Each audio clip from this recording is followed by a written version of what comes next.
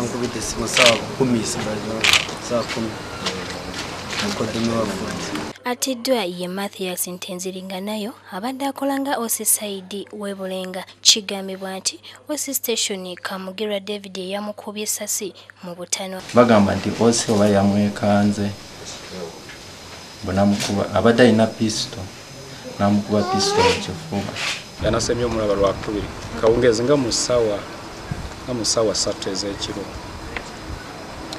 In fact yabadde ava ku mulimu, so ng'agenda kuduuka mukazi we wabadde akolera. Abamu ku booluganda lwe batebereza kuba nga wabaddewo empalana wakati wa OC Side ne OC David Kamugira. N'okufa kwata otya pistol ate nga pistol twasala omuntu tagikola ki tasobola kubeera kuwala nnyo nakuba pistol nga bagamba kirabika badde batalina butegeeragana beebaddeko obutategeeragana.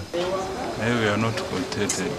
The real thing, Chamuse, wakati who cannot shoot someone direct. So, we direct the investigation to go on.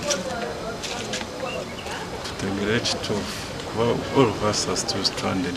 Bukedde TV etuse ku maka g'omugenzi agasangibwa Kawala ku Northern Bypass era ng'eno tusanzeyo abooluganda n'emikwano nga bali mu kukongobaga. Namwandu Afia Bishegimana atutegeezezza nti yakomye okwogerako ne bba ku ssaawa 3 ez'ekiro n'ategeeza nti tewabaddewo mpalana wakati wa bba ne OC nga bwe babadde batandise okwogera. Omugenzi alese abaana abalenzi 2 ne Namwandu omu era nga wakuzikibwa ku bijja bya bajjajjaabe olunaku olutannabategeerekeka. Sulaiman Mutebi yakusakidde eggulire lino ku Bukedde TV.